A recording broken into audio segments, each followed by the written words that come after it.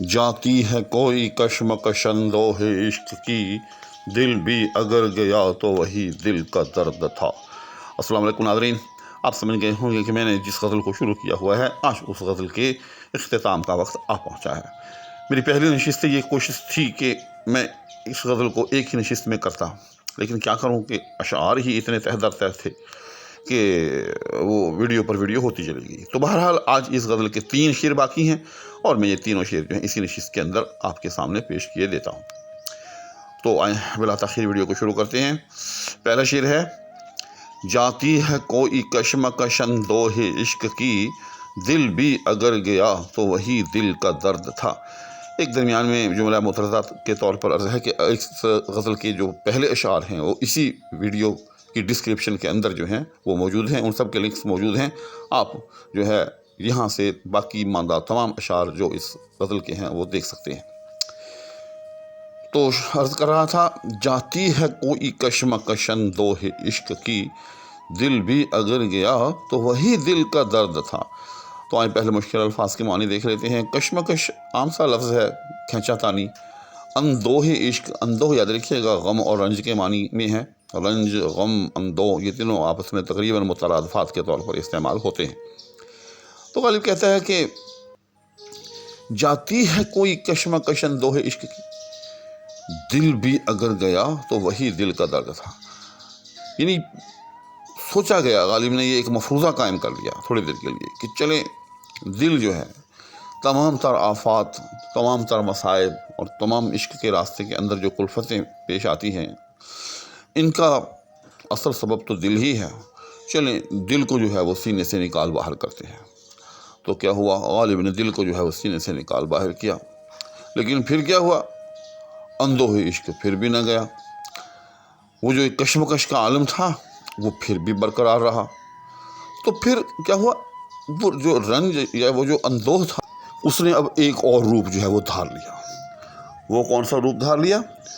وہ روپ یہ دھار لیا کہ ہائے اب دل کدھر گیا۔ یعنی پہلے جب تک دل سینے کے اندر تھا تو دل اپنے مطالبات اور اپنی خواہشات کے ساتھ جو ہے وہ تنگ کر رہا تھا، وہ تکلیف میں مبتلا کیا ہوا تھا۔ لیکن اب کیا ہوا کہ جب وہ دل سینے سے نکال باہر کیا گیا تو اب یہ رنج کھایا جا رہا ہے کہ ہائے میرے دل کا کیا بنا ہوگا، وہ دل نہ جانے کس کی مٹھی میں ہوگا، نہ جانے دل پر جو ہے وہ کیا بیت رہی ہوگی۔ الخلاصہ یہ کہ انسان جو ہے وہ اندوہ عشق کی جو کشمکش ہے اس سے کسی صورت میں بھی نجات نہیں پا سکتا۔ اس کے بعد اگلا شعر ہے: احباب چارہ سازی وحشت نہ کر سکے، زندہ میں بھی خیال بیاباں نورد تھا۔ تو اس میں بھی غالب نے جو ہے یوں سمجھے کہ پوری جو ہے ایک تمثیل یا پورا ایک منظرنامہ جو ہے وہ کھینچ کے رکھ دیا ہے۔ ہوا کچھ یوں کہ غالب جو تھا اس پر غلبہ عشق کی وجہ سے جو ہے وہ وحشت طاری ہو گئی۔ اس وحشت کے نتیجے میں حضرت غالب الٹی سیدھی حرکتیں فرمانے لگے اور یہ اندیشہ پیدا ہو گیا کہ کہیں غالب جو ہے وہ جنگلوں کی طرف جو ہے وہ نہ نکل جائے، کسی ویرانے کو اپنا مسکن نہ بنا لے۔ چونکہ جب اس قسم کی وحشت طاری ہوتی ہے تو انسان فطری طور پر آبادی سے اور احباب کی مجلس سے جو ہے وہ گھبراتا ہے، وہ کسی کنج تنہائی کی جو ہے وہ تلاش میں رہتا ہے، جس کے لیے سب سے بہترین جگہ کوئی بیابان، کوئی جنگل، کوئی صحرا ہی ہو سکتا ہے۔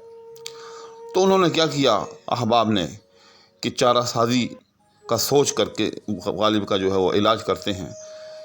تو غالب کو جو پکڑ کر جو ہے وہ زندہ میں ڈال دیا۔ تو وہ مطمئن ہو گئے کہ چلیں اب حضرت غالب جو ہے ان کا ہم نے علاج کر دیا، ہم نے ان کو پابند زندہ کر دیا، اب وہ کسی جنگل یا کسی بیابان کی طرف نہیں جا سکیں گے۔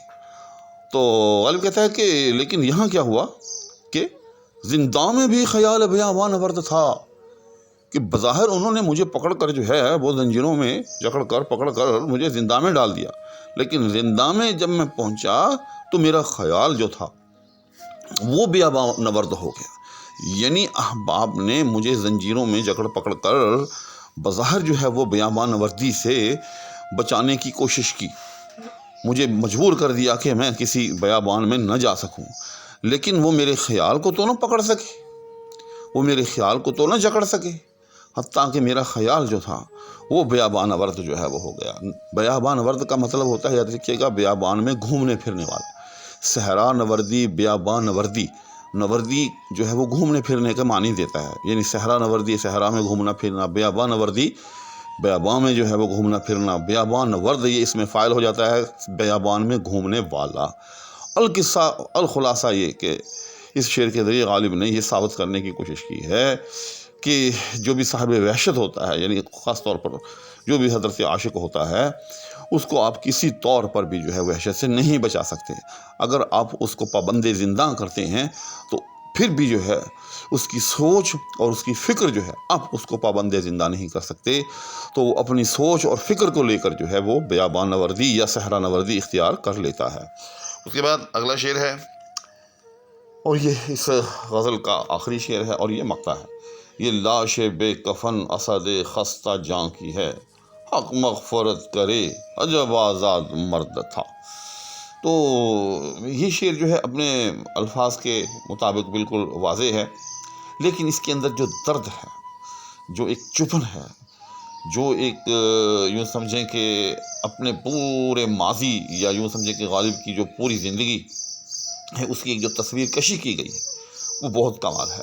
غالب کا ایک شعر ہے اور وہ مفرد ہے کہ زندگی اپنی جب اس شکل سے گزری غالب، توجہ کیجیے گا، زندگی اپنی جب اس شکل سے گزری غالب، ہم بھی کیا یاد کریں گے کہ خدا رکھتے تھے۔ ایک تو جو شاعر ہوتا ہے، یاد رکھیے گا، وہ بڑا حساس ہوتا ہے۔ آپ اس کی مثال یوں لے لیں کہ جس طرح سے جسم کے اوپر ایک عام جسم ہوتا ہے اور ایک جسم کا وہ خاص حصہ جس پر کوئی پھوڑا پھنسی وغیرہ جو ہے وہ موجود ہو، تو اگر عام جسم پر کوئی چوٹ آئے، تکلیف تو ظاہر ہے اس سے بھی ہوتی ہوگی اور ہوتی ہے یقیناً، لیکن اس کا احساس کم ہوتا ہے، جبکہ اس کے برعکس وہ جگہ جہاں کوئی پھوڑا پھنسی ہو اس پر کوئی ہلکی سی بھی چیز لگ جائے، حتیٰ کہ یوں سمجھیں کہ کوئی لرزش بھی کسی چیز کی جو ہے اس کے ساتھ جو مس کر جائے تو ایک درد کا، بلکہ شدید درد کا جو ہے وہ احساس ہوتا ہے۔ بس یقین جانیے کہ یہی سمجھ لیجئے کہ شاعر جو ہوتا ہے نا وہ معاشرے کا سب سے ایک حساس حصہ ہوتا ہے، یعنی عام آدمی کے ساتھ اگر آپ وہ معاملات کریں یا وہ معاملات اس کو پیش آئیں تو ظاہر ہے تکلیف تو اس کو بھی ہوتی ہے، لیکن چونکہ وہ ایک عام آدمی ہے، اس میں وہ حساسیت نہیں ہے تو وہ اس کو اتنا محسوس نہیں کرتا۔ اس کے برعکس جو شاعر جو ہوتا ہے وہ چیزوں کو بہت زیادہ جو ہے وہ محسوس کرتا ہے۔ میرا اپنا ایک شعر ہے، اچھا میں اپنی طبیعت کے حوالے سے آپ کی خدمت میں ایک بات عرض کروں کہ میں ایک شاعر بھی ہوں اور شاعری سے ہر وقت تعلق بھی رکھتا ہوں، لیکن قدرتی طور پر مجھے اپنے اشعار جو ہیں وہ مجھے یاد نہیں رہتے، اور نہ میں نے کبھی شعوری طور پر اپنے اشعار کو یاد رکھنے کی کوشش ہی کی ہے، لیکن ایک شعر جو ہے مجھے اپنا وہ بہت زیادہ جو ہے یوں سمجھنے کی یاد رہتا ہے، اور وہ شعر کیا ہے کہ حساس وہ کہ آئینے پتھر لگے مجھے، حساس وہ کہ آئینے پتھر لگے مجھے، یا رب کسی بھی سینے میں شاعر کا دل نہ ہو۔ دوسرا مثال توجہ کیجیے گا کہ یا رب کسی بھی سینے میں شاعر کا دل نہ ہو، اور اس کی وجہ یہی ہے کہ جس سینے میں بھی ایک شاعر کا دل ہوتا ہے وہ سینہ اور وہ دل بڑا حساس ہوتا ہے، یعنی اس کو عام چیزوں میں، یعنی چھوٹی چھوٹی باتوں پر بھی بہت اذیت ہوتی ہے، چھوٹی چھوٹی باتوں پر بھی بڑی تکلیف ہوتی ہے، اور وہ اس میں بے بس ہوتا ہے، کیونکہ جیسے میں نے عرض کیا کہ جسم کا وہ حصہ جو افیکٹڈ ہو کسی بھی وجہ سے، اگر آپ اس پر تھوڑی سی ضرب لگائیں تو تکلیف زیادہ محسوس ہوتی ہے۔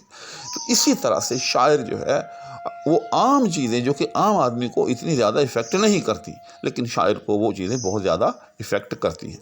تو غالب سے بڑھ کر حساس کون ہوگا؟ اگر آپ غالب کا فارسی کلام دیکھیں خاص طور پر تو آپ دیکھیں گے کہ کتنی ان میں حساسیت ہے کہ وہ ایک ایک چیز کو لے کر ایسے ایسے مضامین اور ایسی ایسی چیزیں جو ہیں وہ پیش کرتے ہیں کہ آدمی دنگ رہ جاتا ہے۔ الغرض یہ کہ غالب ایک بہت بڑا حساس شخص تھا، اور پھر اس حساس شخص کے ساتھ زندگی میں جو ہوا سو ہوا۔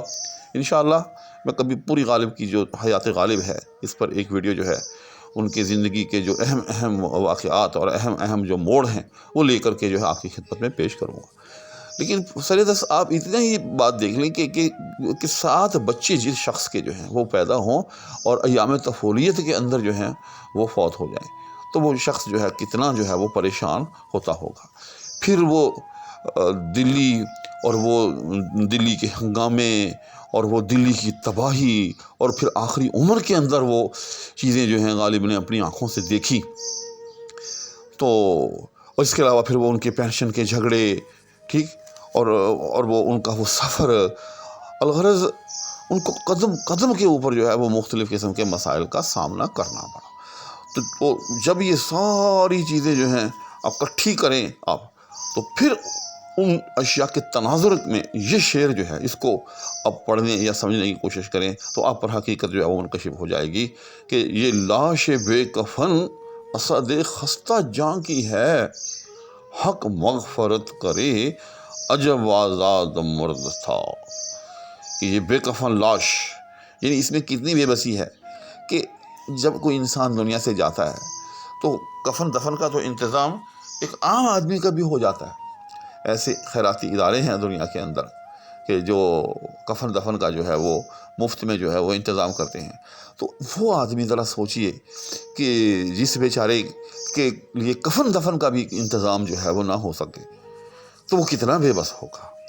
تو کہتا ہے کہ یہ جو لاش ہے یہ اس اسد خستہ جاں کی ہے کہ جو ساری زندگی پریشان حال رہا، حق مغفرت کرے اور جو آزاد مرد تھا۔ حق کے بارے میں یاد رکھیے گا کہ حق اللہ جل شانہ کے اسماء گرامی میں سے بھی ہے۔ اللہ جل شانہ کو بھی حق کہتے ہیں، هو الحق، کہ وہ حق ہے، اور ہم عام طور پر سچی بات کو بھی حق کہتے ہیں کہ یہ بات جو ہے حق ہے، یعنی یہ بات درست ہے۔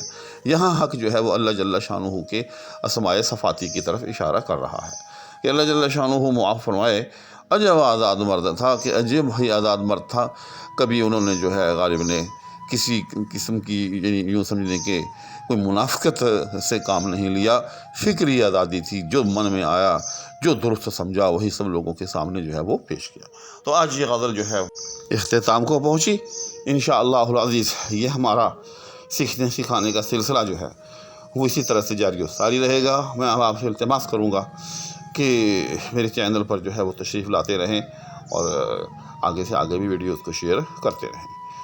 اسی کے ساتھ اور دعاؤں کی درخواست کے ہمراہ اجازت چاہوں گا۔ اللہ حافظ۔